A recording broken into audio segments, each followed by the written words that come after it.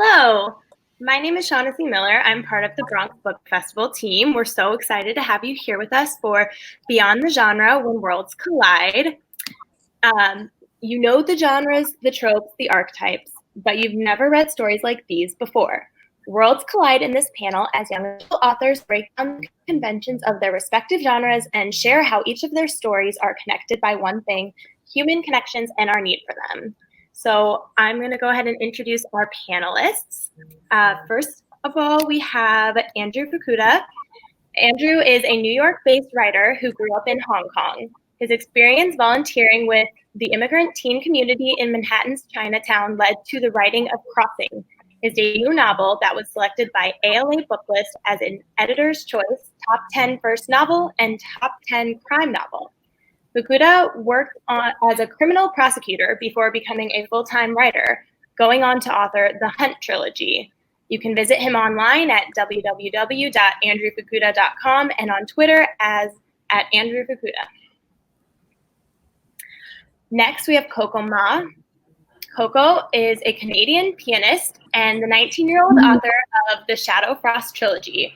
She wrote the first book of the trilogy at the age of 15 and hasn't looked back since. After learning the piano during her childhood, she has performed on some of the world's greatest concert stages and graduated with a pre-college diploma in piano performance from the Juilliard School in New York City. Currently, she studies at Yale University. At this point, she wishes she could mention having a dog or a dragon, except pets and happiness apparently are tragically prohibited at her dormitories. When she isn't writing, practicing piano, or wreaking havoc, you might find her binging Netflix or eating cake, lots of cake. Follow her on Instagram at Cake for Coco and Twitter at Chaos for Coco. Next, we have Sona, and I apologize, I should know how to pronounce her name. I don't want to botch it. Maybe you can help me. Charaipotra. Amazing. Sona is not a doctor, much to her pediatrician parents' chagrin. She has worked as a celebrity reporter at People and Teen People and has contributed to publications ranging from the New York Times to Teen Vogue. She uses her master's in screenwriting from NYU and her MFA in creative writing from the New School to poke plot holes in her favorite teen TV shows, for work, of course.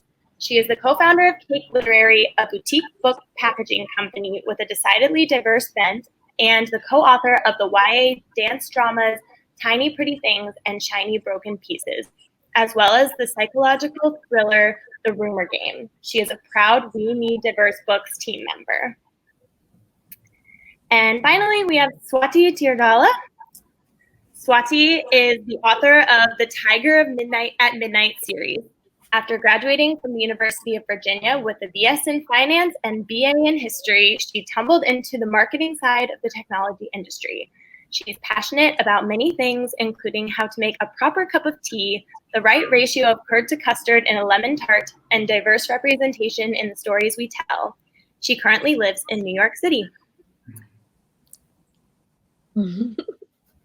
Question 1. Each of your books include unlikely connections, chance encounters, or twists of fate. Share about the inspiration for each of these and the role these colliding worlds play in your stories.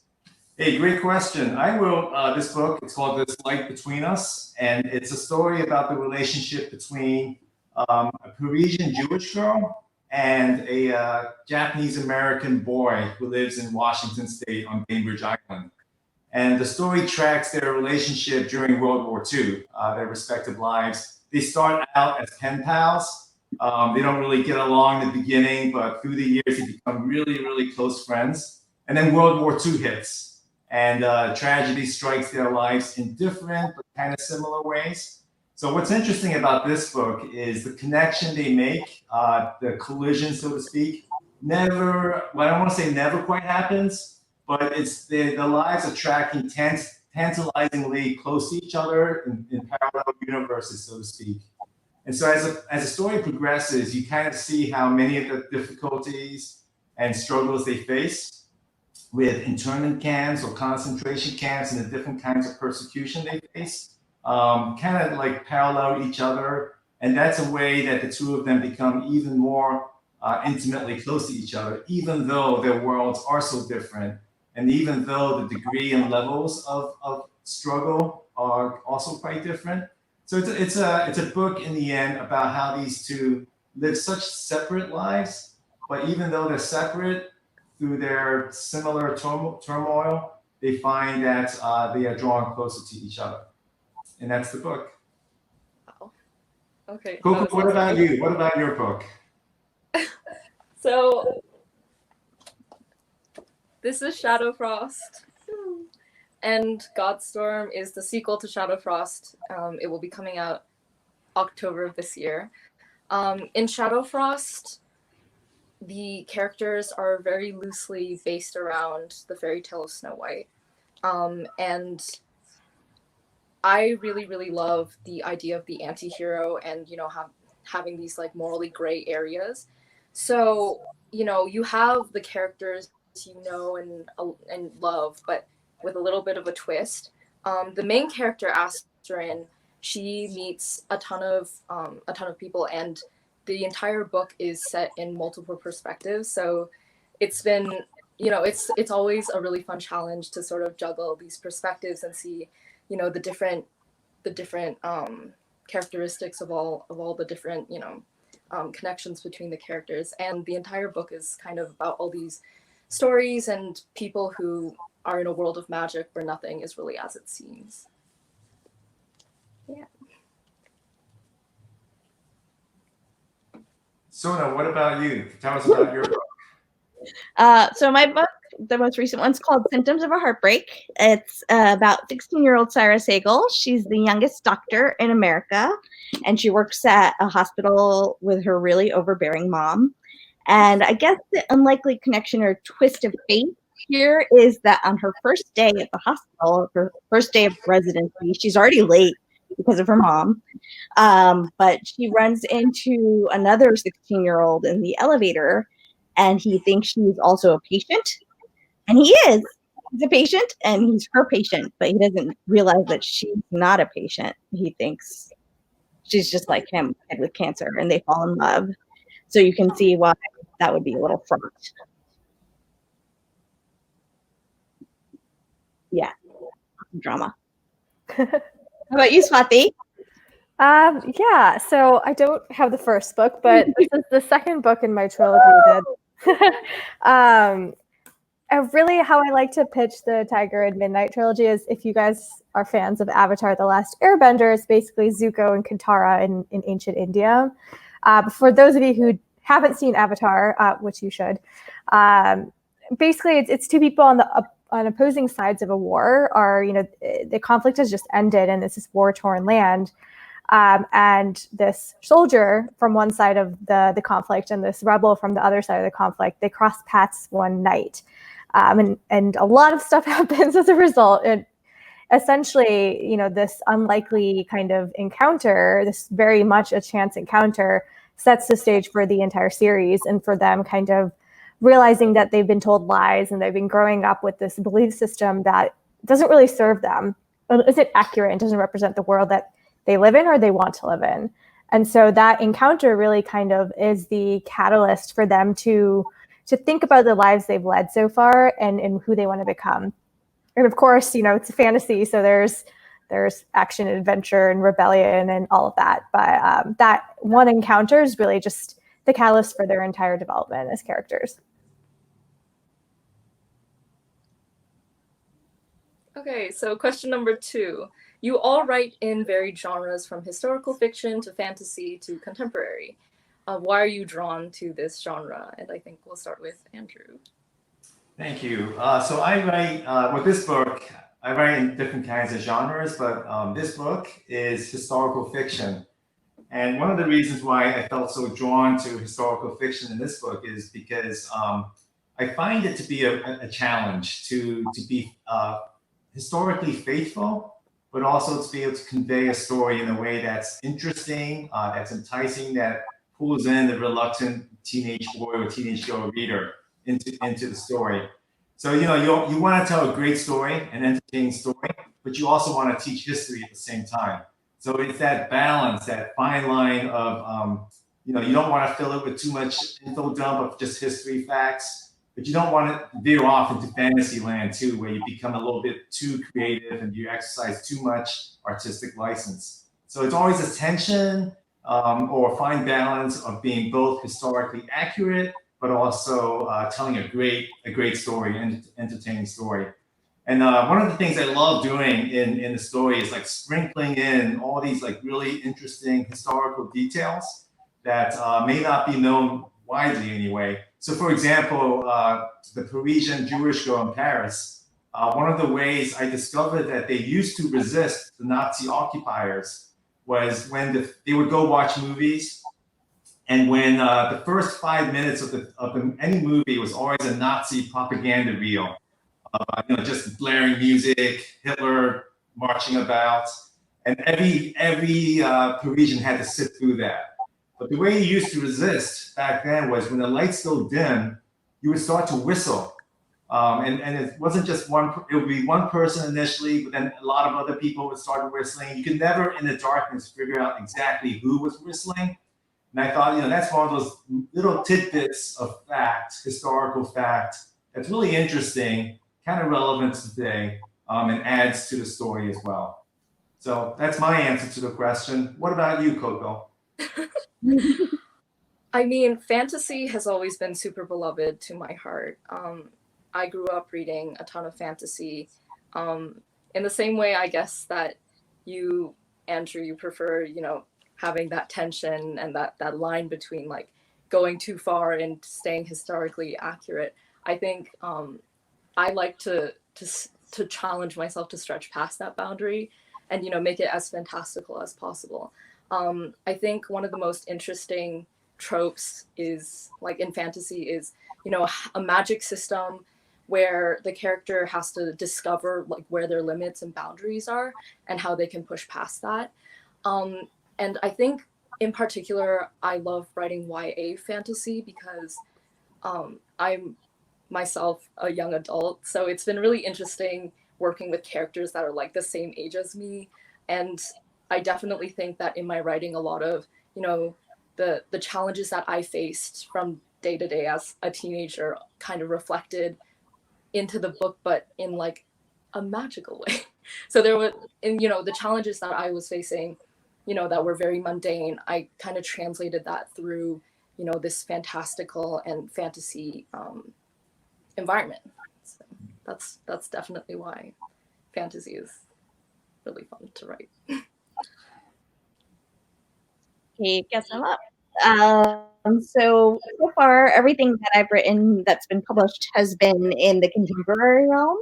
The Tiny Pretty Things series was set at the Cutthroat Manhattan Ballet Conservatory, and then Symptoms is set in a hospital in the oncology ward, obviously. So I think what it is that draws me is, yes, they're contemporary worlds, but they're also these really insular worlds that you wouldn't really know if you weren't a part of them. It's sort of like the fishbowl experience where you're getting an insight into this world that you would never see otherwise. And then the other part of it is, I always love characters that are fish out of water, that it's like they've been dropped in the wrong place. So you're seeing the world through their eyes, and it's sort of fresh eyes, ideally. So they're as much a newbie to that world as you are, and they can kind of take you through this wild ride through it. And I think it's really fun. And obviously right now, the world we're in is stranger than fiction anyways. So a good contemporary escape, I think, is fun. But fantasy is also fun. Yeah, fantasy is definitely fun. Like Coco, I've always loved fantasy. It's what I love to read. And when I started writing, it was really natural for me to kind of dive into a fantastical world. And I think the number one reason for that is just that you have a chance in fantasy to explore realistic themes, but in a fantastical setting that honestly takes the pressure off a little bit. It allows you to be creative about how you tackle certain questions you may have that maybe as a writer you're working through and you're trying to understand. And you create a world that challenges your notions and makes you throw your characters into situations and figure out the answers for themselves. And sometimes life and death, like that is what is going to, help you get to that realization. I also just love the stakes of a fantasy world. More often than not, you're thrown into high tension situations that mirror our world, but aren't an exact analog to our world. So you're able to kind of deal with these realistic themes, but have an escape at the same time, which I think is really nice.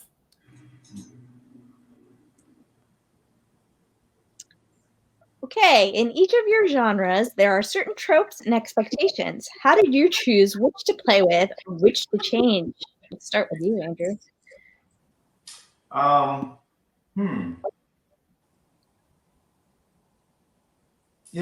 think, with historical fiction, it's important. I think I referred to this in my previous answer. You really can't, you don't want to play too much with historical facts. You kind of want to stick to what actually happened. So I'm no fun because I didn't really change many of the tropes. I kind of stuck to formula because I felt it important to kind of like teach history. So, for example, one of the tropes of historical fiction is you often want to place someone into a setting and make the reader really feel like what it's like to be there in a very visceral way. So one of the things I wanted to do was show like what is it like for a person an American citizen to suddenly be like snatched out of their home, out of their farm, and placed in the middle of nowhere in an internment camp.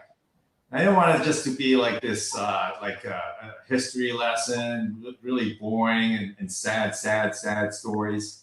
But I wanted to make it more like just how would a teenager really feel? Like unexpected moments when there would be unexpected moments of joy, even or happiness found between the barbed wires, as well as moments of unexpected suffering and sadness.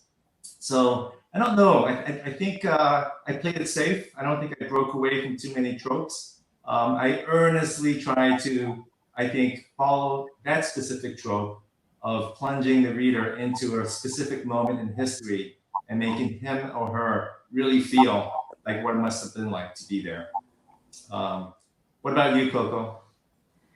Well, I think the biggest problem I had with, classic fairy tales tended to be that, the princess and the main character was usually pretty helpless in the stories, and they were always saved by the prince and, the knight in shining armor and that kind of thing.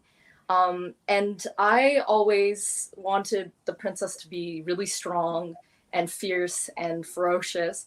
And so in that sense, I think the biggest difference with like the classic, Sleeping Beauty falling asleep and needing a kiss from the prince, and Snow White also, needing a kiss from the prince to wake up and that kind of thing. That was like the biggest trope that I changed. So in my book, Asterin, who is the main character, she's, the princess. She is like a sword wielding, demon fighting lady who does not like to take no for an answer. And she does not need no man to save her. And besides that, I think also the biggest thing about Shadow Frost is that it's like Snow White with a twist. And so, like I said earlier, the people you think they aren't actually as they seem. And expectation-wise, I think in Godstorm, the most interesting thing to play with was that Asterin has to make a choice at the end of book one to choose between, two people she loves very, very much, her best friend and the boy she loves. And, she has to really face the consequences of that decision.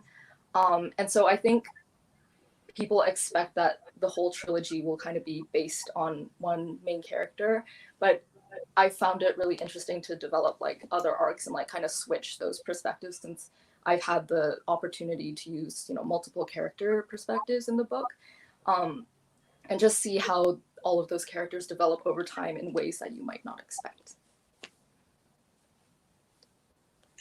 Okay, so Symptoms of a Heartbreak is a romance, and it's considered somewhat to be a rom-com, which it does have some levity and some fun moments to it. But so I think the main thing that I stuck with and I don't know if this is technically a spoiler, but there is a happily ever after or a happily for now, which is the main thing with romance. You don't want to make romance readers mad, and they will be mad if you don't give them a happily ever after.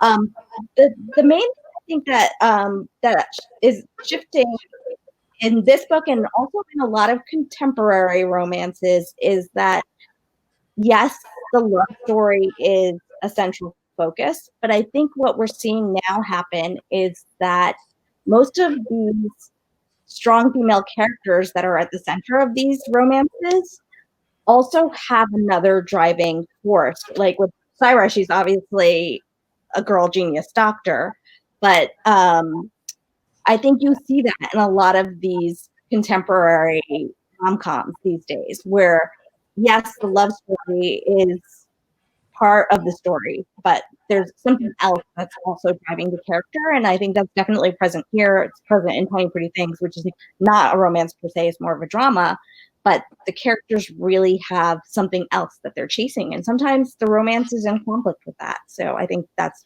really interesting. But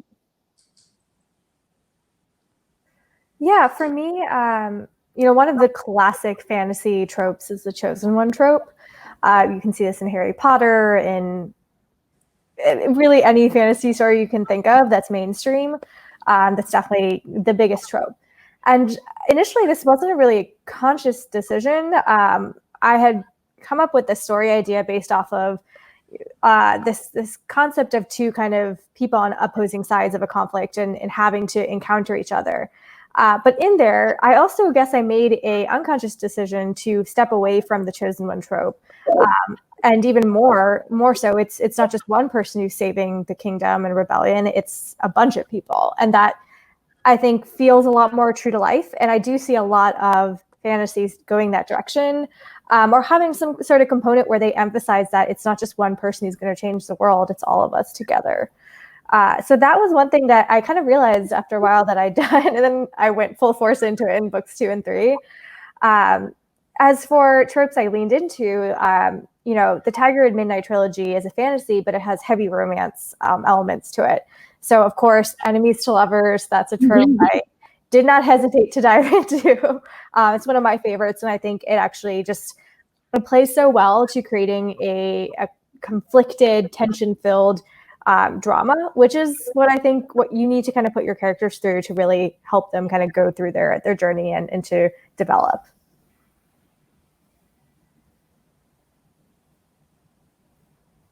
Okay. The question is, there's always a discussion about knowing your genre when it comes to writing. Who or what books have influenced you in your writing? I think we'll start with Andrew. Yeah. Like with historical fiction, I think there are 2 books that really influenced me. I guess I'll hold them up as if I wrote them. All the Light We Cannot See by Anthony Doerr. It won the Pulitzer. And that was a book I read. It was like, it kind of, I don't know if you ever experienced this, but you read lots of great books every year, but there's always that one book that kind of like draws you in, like no other book does. And maybe it doesn't come once a year, maybe it comes like once every 5 years. And this was one of those books for me. I found it really drew me in.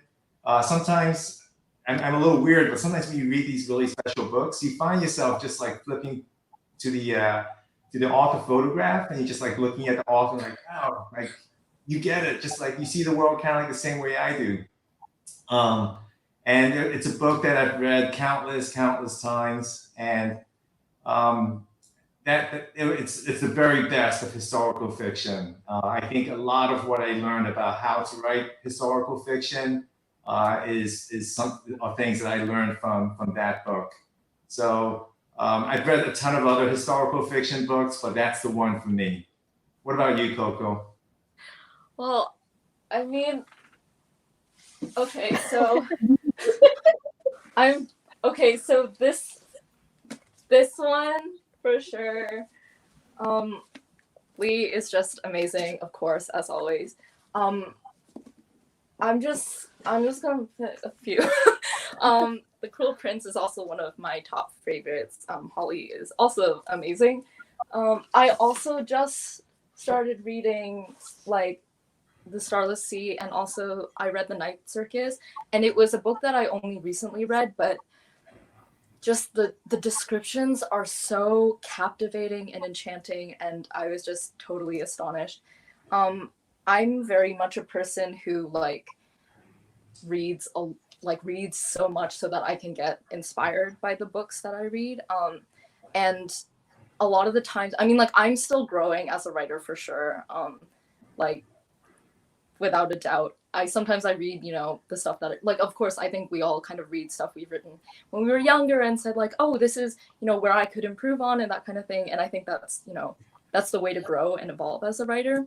But sometimes I just read these books and I'm like, oh my gosh, that's, what I aspire to be one day. So that's super inspiring for me. And also, the Schwab, gotta say, Darkest Shade of Magic and Vicious, which is like my all-time favorite book. So yeah, those are a few of mine. There are many more, but I won't take up any more time. So for me, as far as romance goes, as far as YA romance goes, there's obviously, the obvious place on the shelf for this is next to The Fault in Our Stars, John Green. And then because that's also like a love story that has that element to it of the painful aspect of being in the oncology ward. But I think Nicola Yoon's work definitely inspires me too. My favorite recent one was The Sun Is Also a Star. I think it's just a beautiful book. And if you haven't picked it up, please do, because it's delicious. And then the other thing that also always inspired me is the other media I'm consuming. The flash of inspiration for Symptoms of a Heartbreak was Doogie Howser, MD, which is before some of your time. But it's a story about a teen doctor. So that's obviously a route that I drew from for this. But also, I grew up watching Bollywood romances. So there's a lot of that flickers in here as well. And one more YA book that really resonated with me that was a romance was Jandy Nelson's The Sky is Everywhere. That's her first one. And it's also dealing with the concept of loss and then how love can maybe help you climb out of that hole of the pain. So I think that definitely reflects here too. What about you, Swati? Yeah, so I'm gonna take it back a little. My first fantasy book or series that I fell in love with was Alana: The First Adventure by Tamara Pierce. So that's like, I think she wrote it in the 80s, but I found it when I was 10. Wait, what'd you say? I said you took it back a lot. Okay, so this is the classic fantasy novel for me. It's what made me realize that, number one, girls could be badasses and could have a sword and could be whatever they wanted to be. And it really influenced me as a person, but me as a writer. The first thing I ever wrote was fan fiction of Alana. So that, continued my journey on later on. So way back when, that still influences me now when I think about the types of characters I want to write. More recently, I think the works that have really influenced me as a writer, and particularly the Tiger at Midnight series. Number one, An Ember in the Ashes by Sabaa Tahir. Just incredible, it's a luscious, kind of delicious, as Sona said, story. So taut, so tension-filled, and just the world is just, it's really developed, but still that there's so much more to come. And the fourth book is coming out in December, I believe, and I cannot wait. The second book is the Winter's Curse trilogy, or a second series, I guess, by Marie Rutkowski.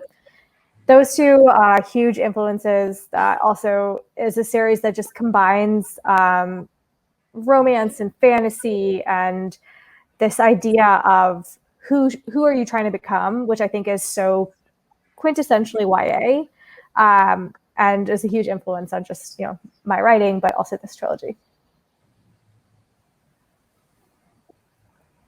Okay, I think I'm going to ask this next. I believe it's the final question. We know what what's next might feel like too much pressure to answer, so feel free to do so. So let's spin it positively. What books coming out are you most excited about? So for me, there's this one book. It's by Chloe Gong. It's called These Violent Delights. And to me, I read the description of it. It sounds like the perfect mashup of Romeo and Juliet set in 1920s Shanghai. So I mean that's a synopsis there, a pitch that has me at hello. Just just perfect. And also kind of superficially, I love the cover. I'm not sure if you've seen the cover of that book, but it's like a cover that I could make a poster out of and just stare at it all day. It's just like the amazing, perfect cover. It's also got the perfect title, These Violent Delights. Sometimes when you read the perfect title, you're like, that's the one I should have had, or I wish I thought of it first. Actually, she didn't think of it first. She got it from William Shakespeare, which makes it even better. But that's one book I think I'm looking forward to. What about you, Coco? I'm definitely looking forward to that book too. But I think my top anticipated read is going to have to be Victoria Schwab's The Invisible Life of Addie LaRue. Yeah, I'm so excited for that book.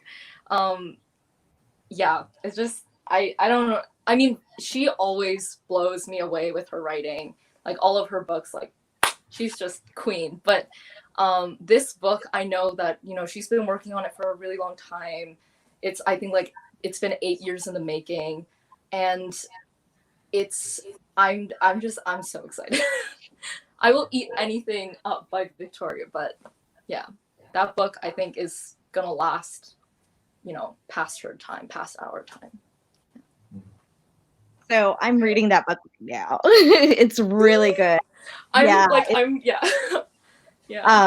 Yeah, she's outdone herself, surely, with this one. And I think it's very Faustian, and it's very like there's shades of Dorian Gray. It's really good. Yeah, I think it's amazing.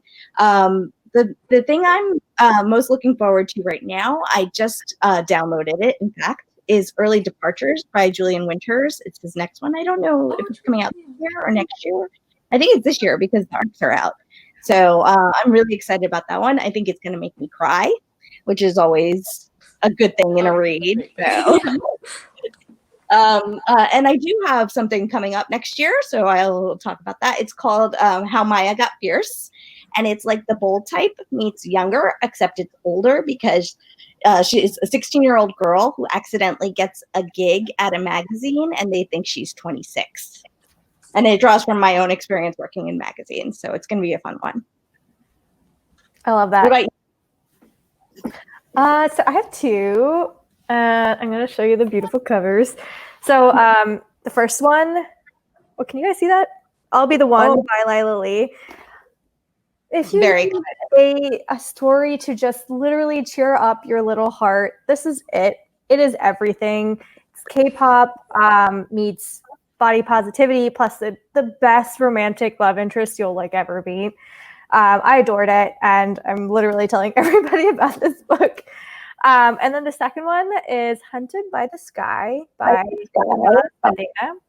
I think both of these should be coming out in the summer or early fall. So this Hunted by the Sky is a YA fantasy that is inspired by medieval India, and it is lush and beautiful and full of danger, which is what every good YA fantasy should be. So add those two to your list. Thank you so much for tuning in to Beyond the Genre, and also thank you to Swati, Andrew, Coco, and Sona for joining us today. Please support these authors. You can find their books at thebronxisreadingbooks.com or anywhere you can order books online. They're all such wonderful authors. It was such a just these sharp observations and to get to know you and your works better. So thank you again so much for joining us. Thank you. Thank you.